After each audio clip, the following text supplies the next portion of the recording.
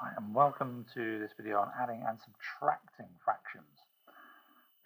Now, in the last video we looked at multiplying and dividing fractions, so if you haven't looked at that one yet, please go back and do that one first. There's going to be a bit of multiplying involved here as well. So, adding and subtracting fractions, the rules are the same for both, adding or subtracting. Now, if I want to add or subtract two fractions together, I must have the same denominators. Okay, at the moment, you can see my denominators are different, 7 and 5. So what I need to do is I need to change them so that they are both the same. So I am looking for the lowest common multiple of the denominators, otherwise known as the lowest common denominator. And what that means is I'm looking for the lowest number in which appears in both the 7 and the 5 times table, which, if I were to write them out, would be 35.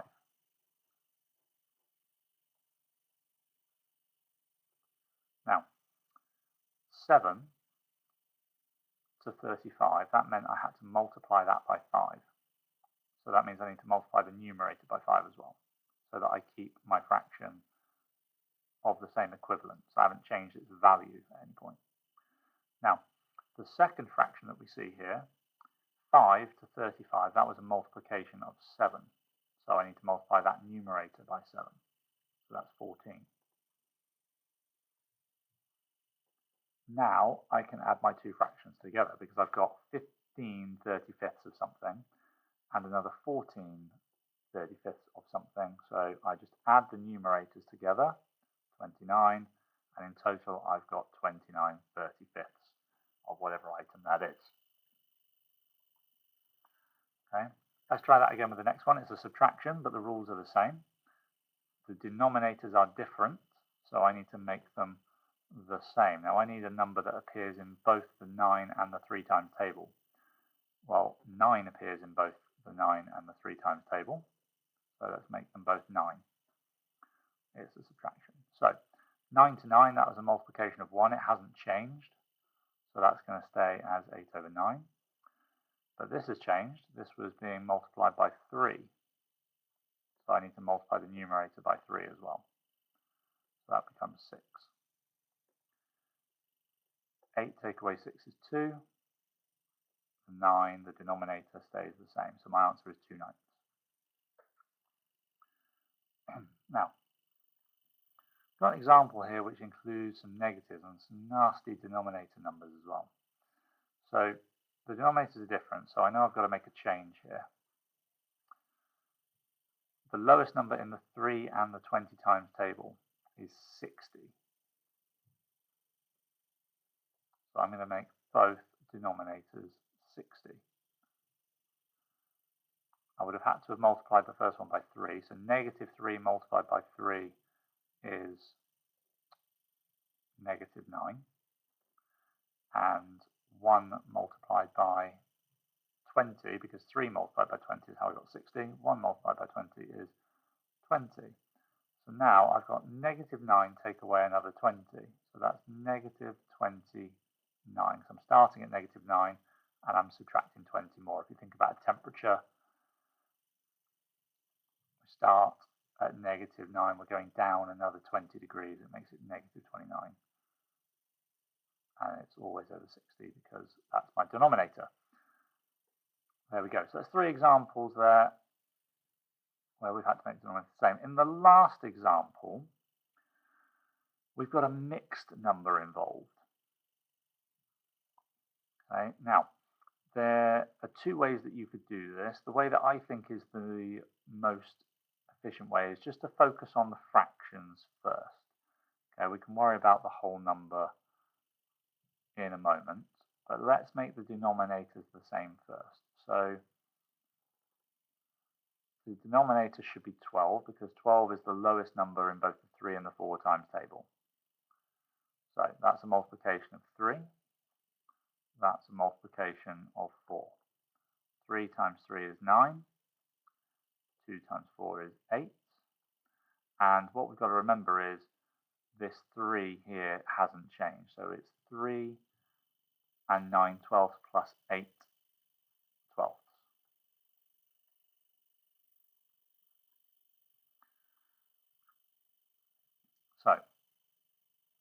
what have we got here? We've got 3 whole ones, 9/12, 8/12. I'm actually going to change this into a top-heavy fraction as one way of doing it. I'm going to do it over here a different way so you can see both methods for this part.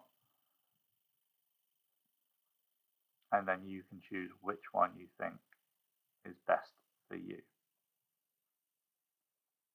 So I'm going to turn this into a top-heavy fraction.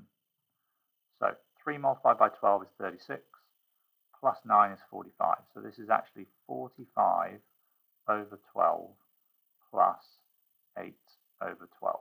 And when I add that together, that is 53 over 12.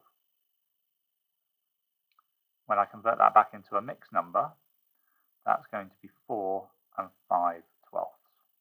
4 whole ones, which is 48, 5 left over. That's one way. The other way I could do it is I could add the two fractions together, and that whole number is going to stay the same. So I've got 3, and I've got 17/12.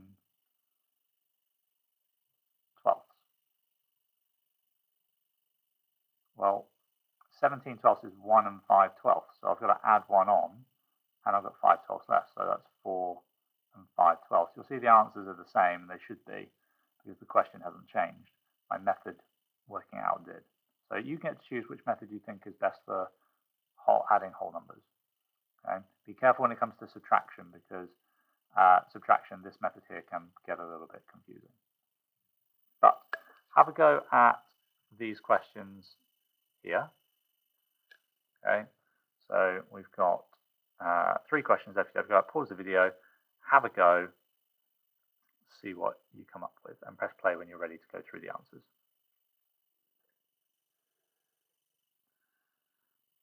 Right, question number 1, 3/8 plus 4/5. Okay, I'm looking for 40 to be my denominator. So that is a multiplication of 5, and that is a multiplication of 8. 3 times 5 is 15. 4 times 8 is 32. That gives me 47 over 40, which is equal to 1 whole one and 7/40. Question number 2. Okay, there's a subtraction. We're definitely going over 6 because 6 appears in both those times tables. So that's a multiplication of 3. That second fraction hasn't changed at all.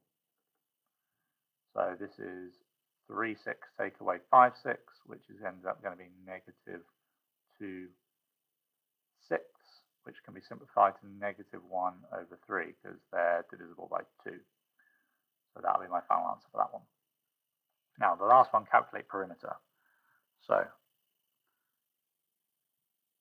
I've got to combine what I learned in the last video with this one, because perimeter, I'm going to multiply both these numbers by 2 first, and then I'm going to add them together, because adding all of them together might be a little bit trickier potentially. So 2 1/3 multiplied by 2. So that is 7 over 3 times 2, which is 14 over 3. And in fact, I'm going to leave it as 14 over 3.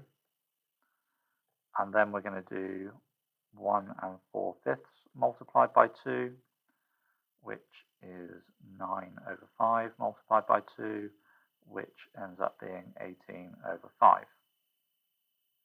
Now, I want to add both of those together, because what I've worked out so far is those two sides combined, 14 over 3, and those two sides combined, which is 18 over 5. Now, to work out my total perimeter, I'm going to add those together. 14 over 3 plus 18 over 5.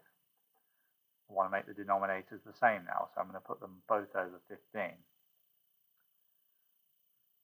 That was a multiplication of 5. 14 times 5 is 70. That's a multiplication of 3. 18 times 3 is 54. So that ends up being 124 over 15. And I want that as a whole number. Now, 15, so Go through the 15 times table. We've got 15, 30, 45. Now if I double 45, I get 90, so that's already 6 times.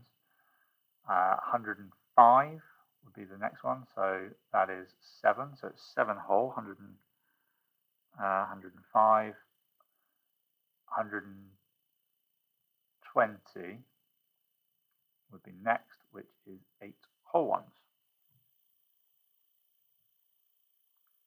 And 4 left over.